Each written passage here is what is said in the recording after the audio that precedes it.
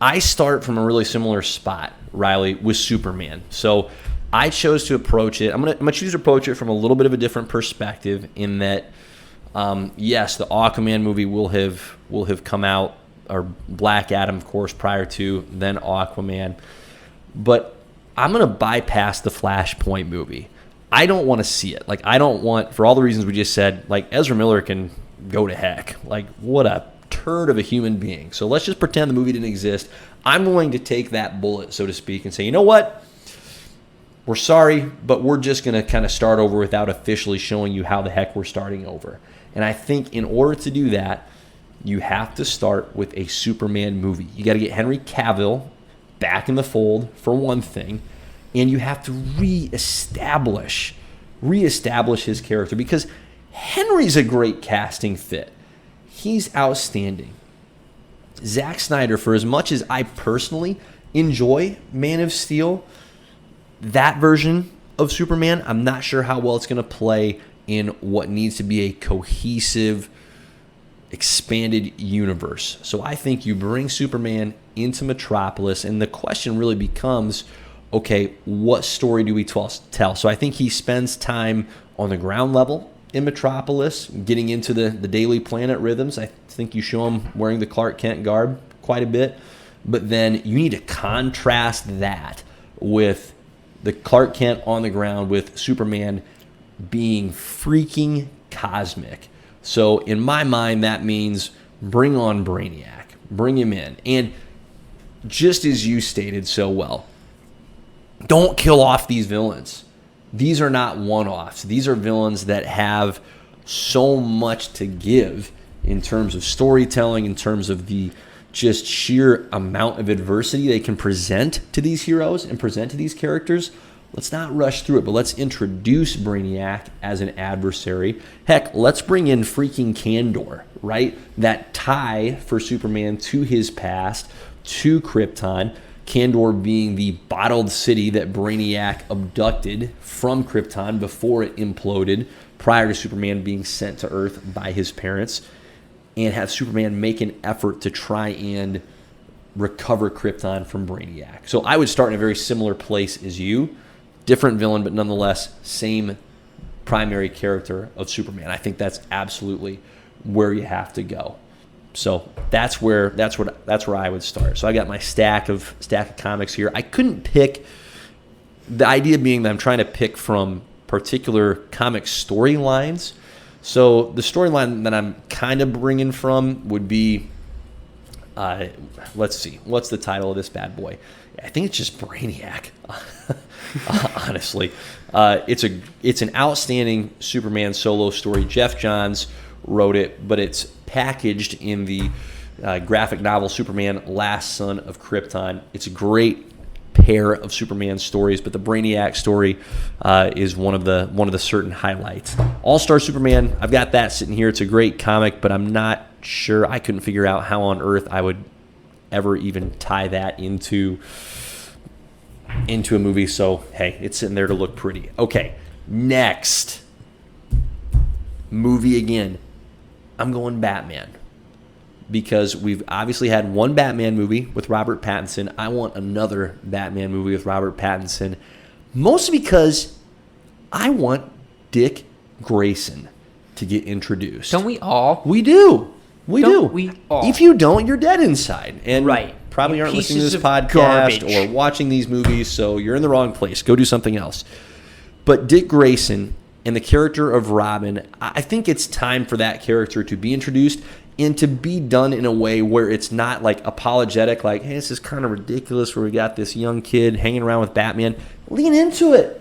Embrace it. Like, I understand what Chris Nolan did with Dark Knight Rises. That was fine. That was its own flavor. But let's just get into it. Have the adult Batman with his teenage sidekick.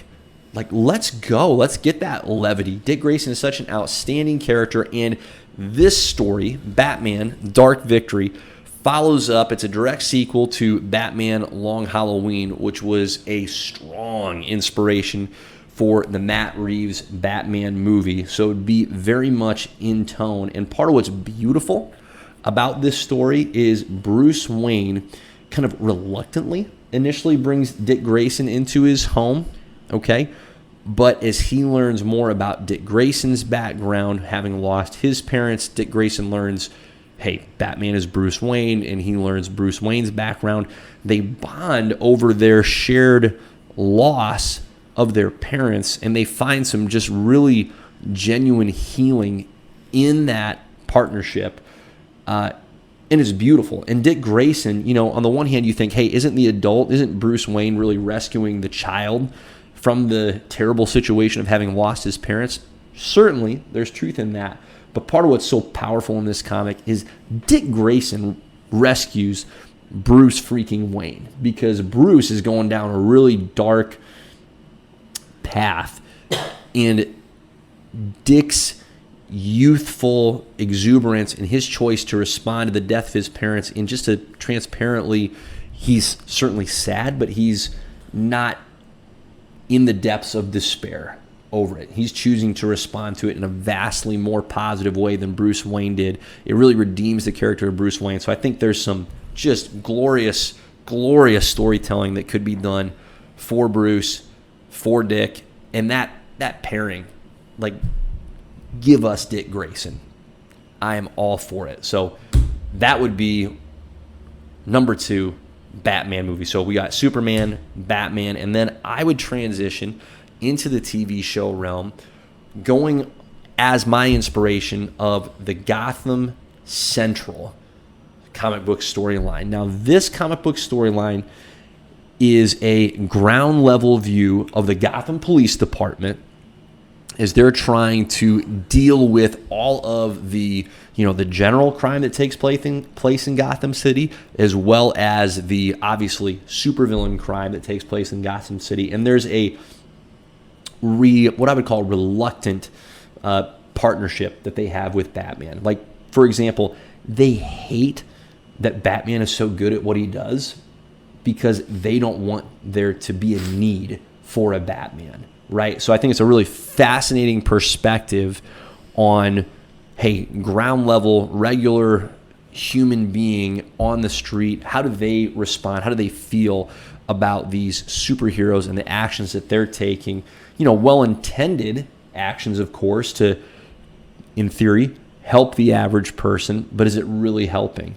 How does that relationship take place, and how does it build? And so I think there's some rich storytelling that can take place in a Gotham Central show. I mean, that's the kind of show, a crime drama can go on for ages, right? So you've got some real longevity that I think can be drawn out of this show in particular. And I think it would be an outstanding and necessary contrast as we continue to progress here of you've got ground level DC content, and then you have some just enormously cosmic, fantastical DC content. So I think this show in particular would be really critical, a lot like what you do with your show, Riley, where you've got ground level characters. I think you need that because as you get cosmic, you got to have something that's tethering you, so to speak, to this reality. So 2 movies, 1 show. That's where I'm going there. Next, I would actually really enjoy seeing another Wonder Woman movie. Okay, and in particular, I think what they've done so far at the first 2 Wonder Woman movies has been really strong. Like, this is a genuine strength that DC can fall back on or use as a foundational building block at this point. They've established the character very well. One of, I think, the best ways in which they have established that character is her relationship to the Olympian gods. And they leaned into it very heavily in the first Wonder Woman movie. It was a lot more light, I thought, in the second Wonder Woman movie. I would like to see them bring that balance back to, hey, lean into, as you said, the magic, in this case, the pantheon of gods and how their influence is felt by Wonder Woman. I mean, I loved the conflict that she had with Ares in the first movie. I would say give her more, because these gods, man, they're stinkers. They're not necessarily out for the benefit of humanity. So showing her combating and trying to corral these exceptionally powered beings to protect humanity, I think that's a great spot for Wonder Woman to live in and thrive in. So I would love to see another Wonder Woman movie, again, with that kind of cosmic leaning, fleshing out more of the Olympian pantheon. Who would you want to see her go up against? Yeah, good question. I'd be all for Zeus. Like, have Zeus be just a punk that she has to corral. Maybe not the pure adversary. In this particular comic, it's Medusa, and that's pretty sweet. So I could see that happening again. Daddy issues. Yeah, little Medusa action where Medusa, of course, has the ability to turn a lot of people into stone, which is not a great way to make friends. But in the comic, Wonder Woman willingly blinds herself so that she can take Medusa down. It's pretty wild. So that'd be the direction that I would go. And I should backtrack a little bit because you asked villain. I didn't really touch on that with my Batman movie because my primary reason is to get Dick Grayson involved. I think that Batman movie can stay really grounded, really. I liked your Mr. Freeze pull. That's really good. I love talking about the Court of Owls and having them in the background. I think that's great. I don't want them in phase 1, as you stated. I feel really similarly where I wouldn't want them to be too overtly involved, so they very much need to live in that covert realm.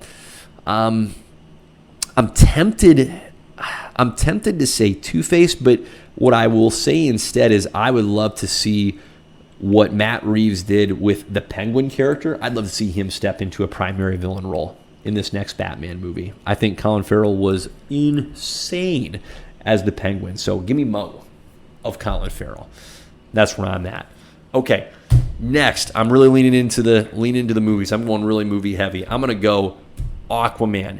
Yes, we just got an Aquaman movie, so this may be a little bit of an awkward pairing, but what I would love to see is a little bit more of Aquaman's history. In this particular comics run, The Others shows Aquaman's history prior to linking up with the rest of the Justice League, where he fought as a member of another meta-powered super team. They handled issues a little more domestic, a little less cosmic per se than the Justice League, but one of their primary adversaries was Black Manta. Now, I'll throw the caveat out here. If it turns out that this next Aquaman movie is going to really lean into Black Manta as the primary villain, then I can take this one off the table, and I would happily do that. I'm not sure if that's the direction they're going or not. I have no idea what it is. Yeah, no idea. They're calling it the Lost Kingdom. It feels a little bit beyond the Black Manta realm, but Black Manta is just a freaking vicious villain. And you talked about the Legion of Doom. He's a primary member of that group. So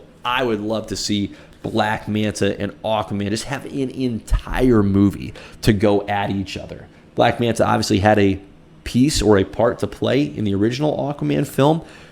It was worthwhile, but I want more of that. Dude, he was so badass. He was great. And for how insanely dumb that costume could have turned out. Oh, it looked phenomenal. Yep. It looked great. Yep. 'Cause that is that one's up there with Mysterio.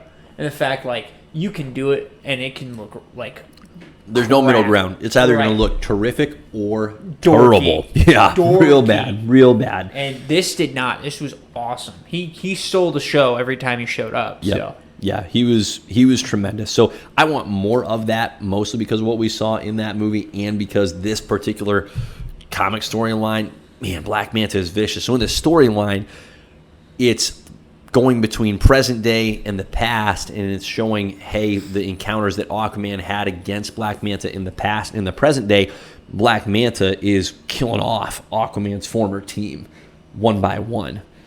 I mean, it's tough, but in a really, you're frightened of Black Manta, but you also respect him. You're like, this guy is nasty. So, again, big caveat here being, listen, if this most recent or upcoming Aquaman movie goes the Black Manta route, okay, then this becomes redundant, not necessary. All right, another movie, Green Lantern. Now, I'm going to go a little bit of different direction than you. You kept yours relatively focused on our guy, Hal Jordan, which is a great choice. I'd like to see him just go big with Green Lantern, like go a little bit overboard. You got Hal, you got John Stewart, you got Guy Gardner, you got Kyle Rayner. Like, just give us all of them at once. And in my mind, you can come back and tell some origin stories if you want. But I'd say let's go big, let's see the Green Lanterns, and let's see friggin' Sinestro already rocking the yellow ring, building up his own core, and you have the Sinestro Core War comic of Green Lanterns duking it out to the death with the Yellow Lanterns, against the Yellow Lanterns. It's such a phenomenal storyline. It's such a huge, massive battle that as we get cosmic, I would just love to see just 2.5 hours of absolute space street fighting. Like, that would be incredible. So, That would be sweet. oh, it'd be great. And Sinestro is such a terrific villain. And not only does Sinestro have himself, but he has so many outstanding just lieutenants that are on his side. He just has vicious dudes duking it out with him that let's go. Let's just dive in.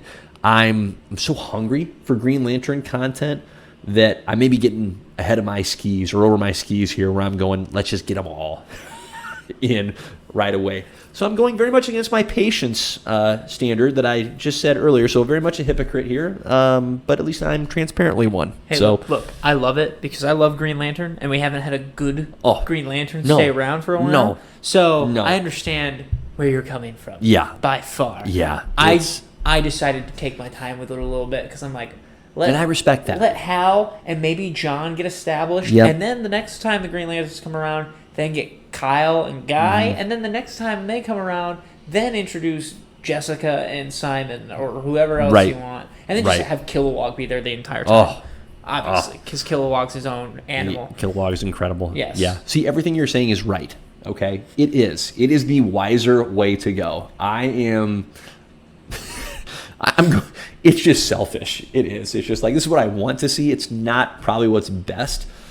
So I endorse your idea over my own, but I still like my idea for the selfish reasons that I just stated. So I'm all over the place. Honestly, you could get away with doing a Green Lantern show and have the movie There you go. Like, have Yep. the movies Yep. focus on Hal and John, Yep. and then maybe have the show focus on Guy and Kyle. Right. And then by the time that second movie comes out, they're already established and have these There you go. relationships together. Right. And then that's when this works really well. There's a great partnership of an idea. There's a great synergy between show and movie. Right there.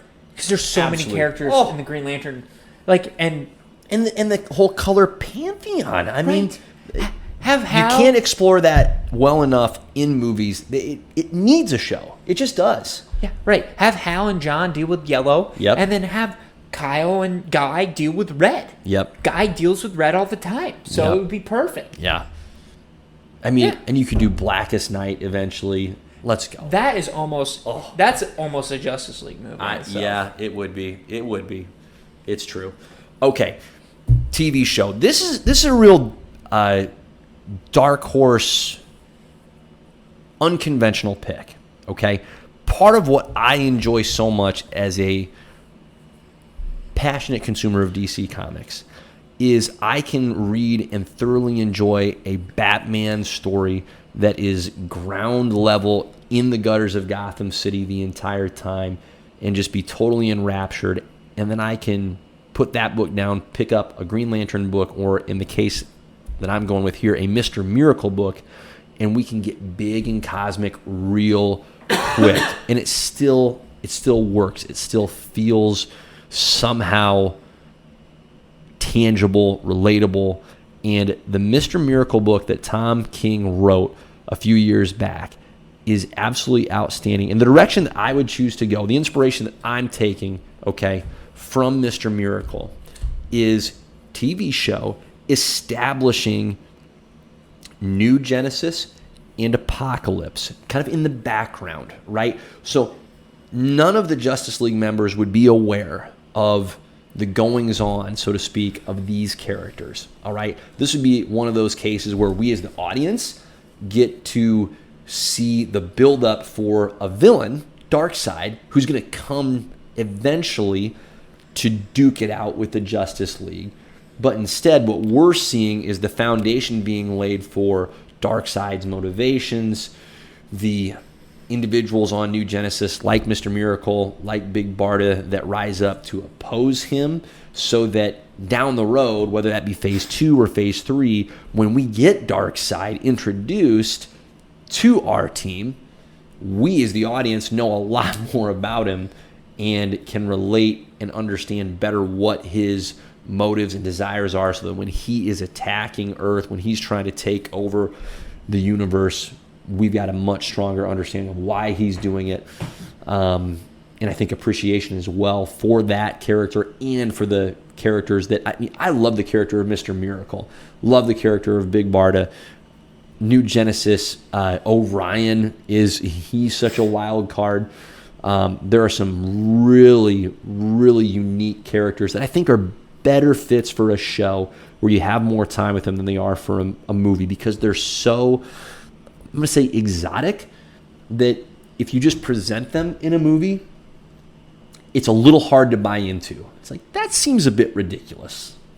But if you have time to spend with them in a show, I think you can get more acclimated to that character's actions, tones, motives. So I would love to see the cosmic show, so to speak. I almost said Cosby Show. Hilarious. Cosmic show of Mr. Miracle up here. You've got your Gotham Central show down here, the movies that are existing somewhere in between, hopefully in a cohesive fashion, so that eventually that cosmic level of the Mr. Miracle, the Darkseid buildup, comes down and they all hang out eventually in a Justice League movie. Speaking of a Justice League movie, much like you, that's my culmination in phase 1. For me, this Justice League movie is going to accomplish 2 very critical things.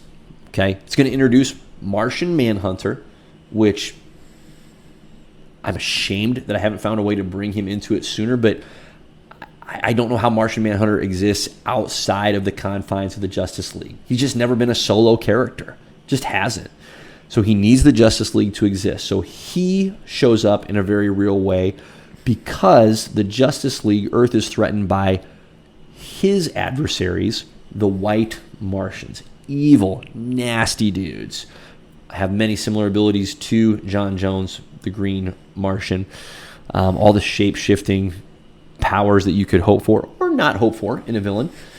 I think that would be a tremendous adversary for the Justice League to battle, because not only can the White Martians shape-shift, they are extraordinarily powerful. I mean, we know that Green Martians, as John Jones, is comparable to Superman in his power set. So imagine a host of White Martians trying to take over the Earth. Now you've got the ground level problems of White Martians impersonating humans that's getting onto Batman's radar. You've got the cosmic level threat of the Green Lanterns being brought into it, Superman, because these White Martians present such a huge, powerful problem. And what I don't know, but what I would like to try and think through and try to figure out is, how can I get Flash involved here as well? Because he's missing up to this point in my world, but I think in this Justice League movie, those would be the 2 characters that haven't had solo movies, Martian Manhunter and the Flash. They would have an opportunity to emerge in a really strong way in the Justice League movie. So that's my phase 1. I think for both of us, Flash is probably the first movie of phase 2. Agreed.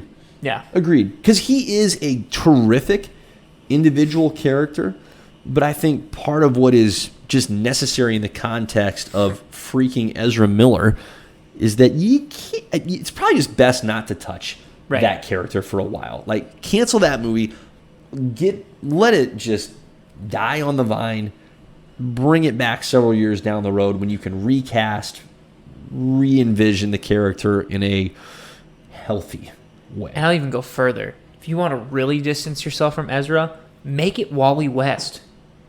True. Make it Wally West. Get away and be from like, Barry Allen. Yeah. Yep. Get away from Barry Allen. And then you can even introduce Barry Allen further down the line in the similar sense of, man, everybody forgot Barry in some weird way, you know? Yeah. It could be done. You know what I think was a real, and it continues to amaze me, and I appreciate it so much about the Avengers movie.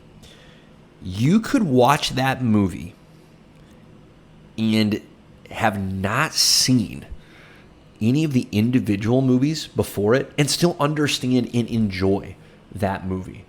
That movie shows you enough of those characters. Like, it captures each part of what makes those characters who they are enough where, now, I don't think you're going to enjoy it as much as someone that has watched the individual movies, that has enjoyed the build up to that culmination. So I'm not suggesting that. But it is so well made that it's not relying on you having seen everything that's come before. And I think that's something that comics, when they're executed really well, it's this kind of, it's the two sides to the same coin. On the one hand, one of the great things about comics is that, wow, there's all this opportunity to tie into different characters, different stories over years and years of storytelling.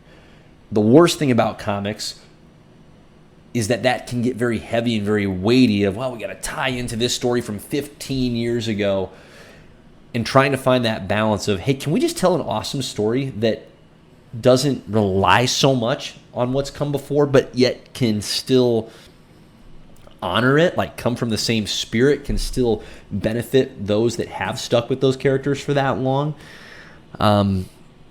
That's a difficult balance to find, and that's what I would hope would occur when we get this Justice League movie, is that, listen, you and I are going to be there for those individual movies, for those shows if they ever exist. Right. But that is what the Justice League movie needs, is it needs to be such a strong standalone movie that it is able to stand up on its own merits for the 2 hours and 15, 2.5 hours, let's just say 3 hours, however long it is. It needs to be strong enough on its own that for all of the good that we just established in phase one, it's good enough on its own.